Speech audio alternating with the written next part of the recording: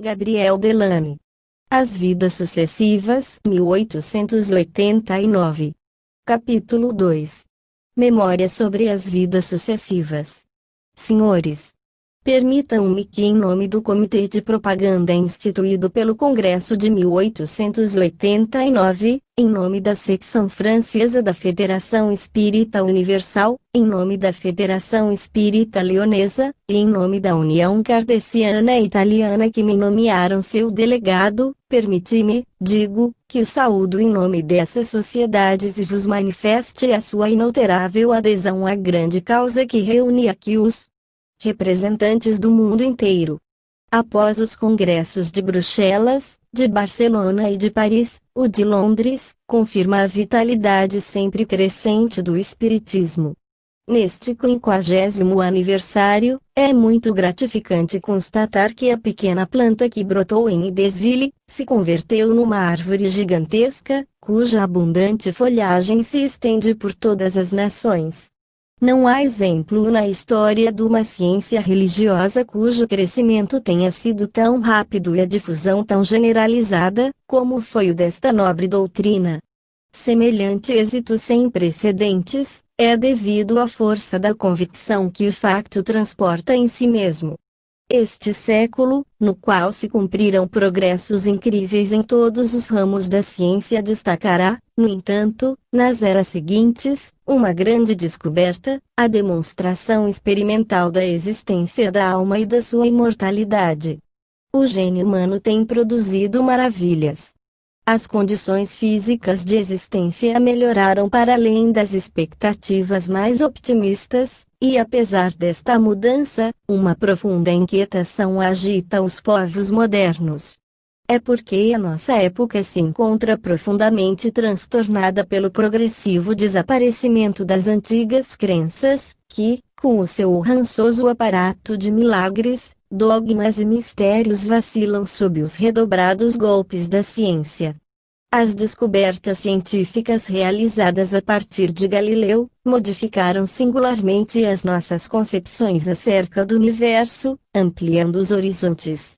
O nosso pequeno globo já não é o centro do mundo, mas um modesto asteroide na inumerável multitude de terras do céu, e sentimos palpitar no infinito a vida universal da qual queríamos possuir um monopólio. A estes conhecimentos positivos corresponde um novo ideal que não pode satisfazer uma velha religião de 19 séculos. Deste divórcio entre a ciência e a fé resulta a incredulidade. Não é preciso reagir contra as enganosas quimeras do materialismo, demonstrar que nos ensinamentos religiosos nem tudo era falso, que o homem, através de uma profunda intuição, conheceu sempre a sua verdadeira natureza imortal, e ouviu repercutir na sua consciência o eco mais ou menos debilitado dos eternos princípios de justiça, de caridade e de amor, que velados algumas vezes, desfigurados frequentemente, foram, no entanto, os seus guias tutelares. A providência enviou missionários a todas as nações para pregar a moral eterna.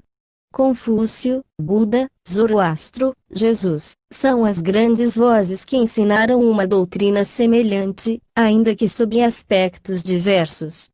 Rejuvenesçamos os velhos símbolos, mostremos que foram adulterados pela ferrugem das idades, desfigurados pelos interesses terrestres, mas que, no fundo, são a mesma verdade, o único caminho que conduz à felicidade.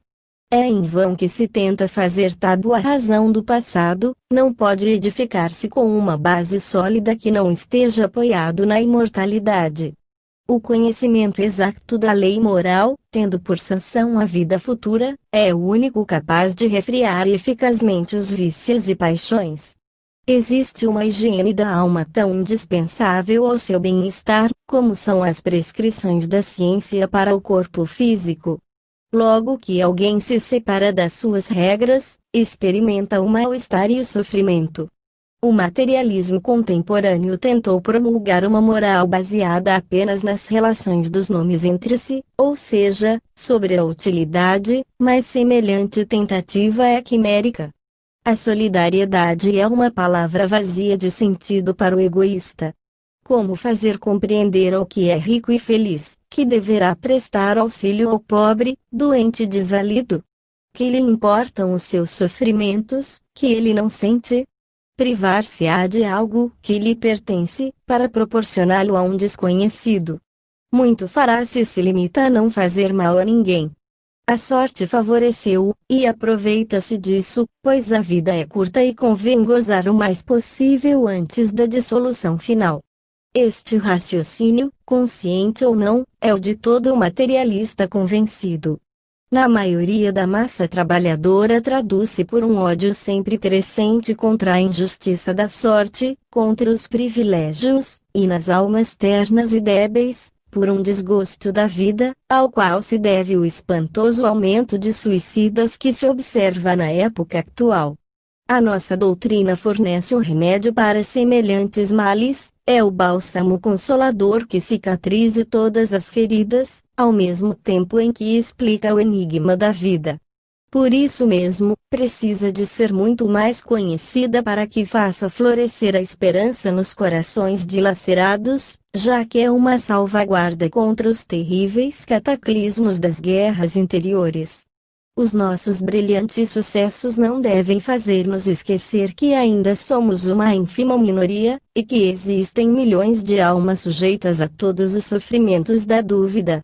Façamos uma propaganda ativa para levar ao conhecimento do público as convincentes provas que demonstrem a futilidade das teorias neantistas. Hoje possuímos armas suficientes para combater com a segurança de obter a vitória final. O passado responde pelo futuro. O Espiritismo desenvolveu-se sob os fogos cruzados das burlas, dos sarcasmos, das injúrias e da calúnia.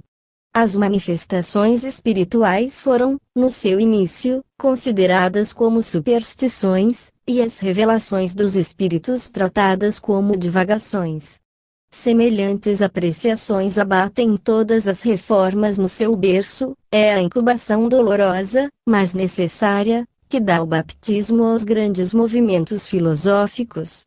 Os primeiros estádios já passaram, e a situação modificou-se profundamente desde há 25 anos atrás. Em todas as partes do mundo apareceram investigadores científicos que realizaram observações longas, minuciosas e precisas. Muitos iniciantes que sentiam repulsa pelo espiritismo, acabaram por converter-se, e atualmente contamos a centenas os testemunhos que emanam das mais altas autoridades do mundo sábio. Sinto verdadeira satisfação por ser um intérprete dos espiritistas franceses e italianos e poder afirmar a admiração sincera que professam pelos ilustres homens que tiveram a coragem de proclamar a verdade. Os nomes de Alfred Russel Wallace e William Crookes estão escritos no panteão da ciência contemporânea por terem sabido conquistar os primeiros lugares no Areópago dos sábios, mas a sua glória será ainda mais realçada pela dignidade do seu caráter e a nobreza da sua atitude, que os converteu nos valentes campeões da nova ciência. O brilho destes grandes nomes não deve fazer-nos esquecer que, desde o início, o novo mundo tinha os seus apóstolos convencidos. Não posso fazer uma enumeração, que seria fatalmente incompleta e, por conseguinte, injusta para os esquecidos, mas não é possível deixar de mencionar o nome de Robert Henry Mapes, do juiz Edmunds e de Robert Dale Owen, cujos trabalhos conquistaram tantos adeptos das nossas ideias. Também seria ingratidão não mencionar entre os trabalhadores da primeira hora os Barcas, Morgaiu, Varley e Stainton Moses, cujas investigações muito nos têm ajudado, tanto nos nossos estudos, como nas polêmicas que sustentamos contra os nossos adversários. A Europa não foi alheia a este grande movimento. Na Alemanha, o astrônomo Zollner e os professores catedráticos Weber, Steiber, Fechouer e Ubrici têm afirmado categoricamente os fatos. Aksakov na Rússia, combate com valentia pela defesa do espiritismo. Itália tem tido desde os primeiros tempos, adeptos fervorosos, e contractualmente entre os militantes, com o capitão Volpi, o professor catedrático Falcomer, e entre o número dos convencidos da realidade das manifestações, o célebre Lombroso e Schiaparelli. Em Espanha os espíritas são inúmeros, e o professor Otero, antes materialista empedernido, segundo a sua expressão, teve de depor as armas ante as evidências. Nos países onde se fala francês, a escola espiritista conta com escritores como Leon Denis, Chagnial, Metzinger, Gardy, Boveri, Grendel, Dr. Moulton, Dr. Chazerain, Dr. Dupont e Dr. Dussart. Camille Flammarion, o Dr. Gibier, o Dr. Charles Richet e o Coronel de Rochas, ainda que na área imediata à nossa, batalham contra a ignorância e o preconceito.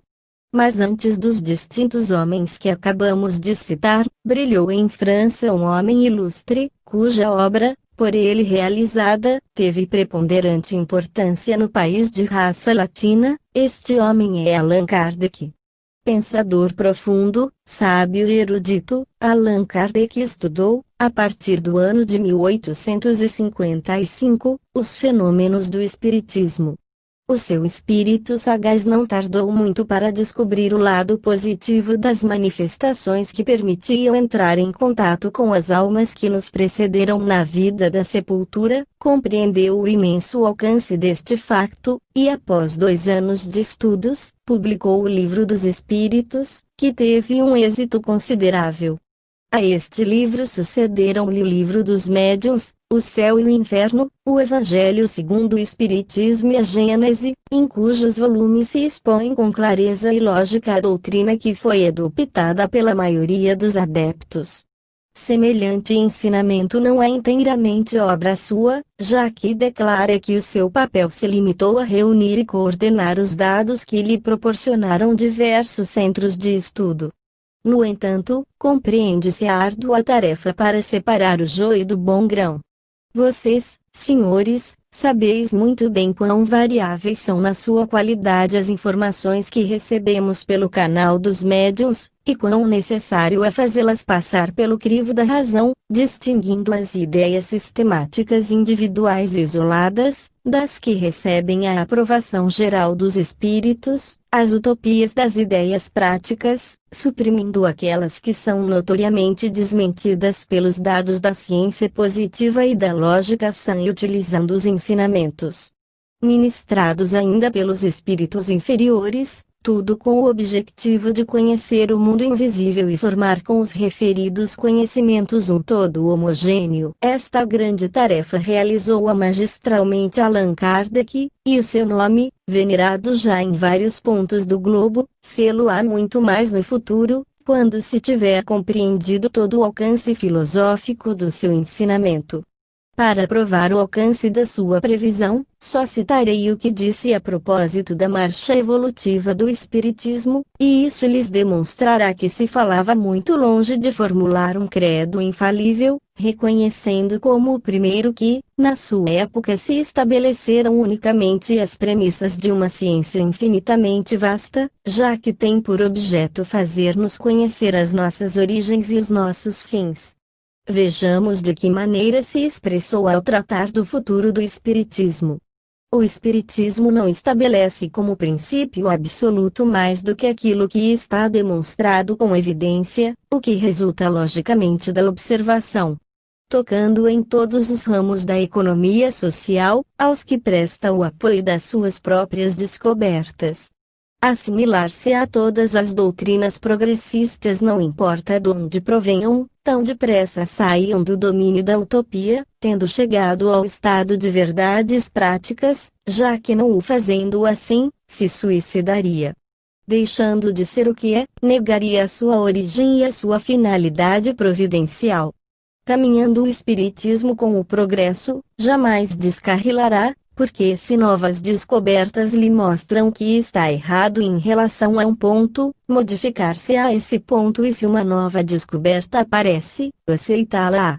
Referindo-me, pois, a este método e a estes sábios conselhos, vou estudar uma teoria que pode apoiar-se solidamente sobre factos bem estabelecidos pela experimentação, e que encontra na hipótese da evolução um apoio firme.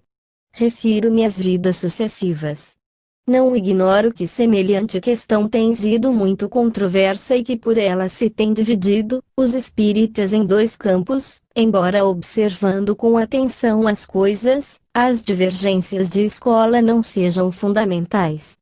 Os espíritas latinos admitem que o espírito pode viver no espaço, ou reencarnar-se noutros mundos, logo que a sua natureza se tenha depurado o suficiente para merecer esse progresso, mas os espíritas anglo-saxões creem numa progressão imediata, não admitindo o regresso à Terra.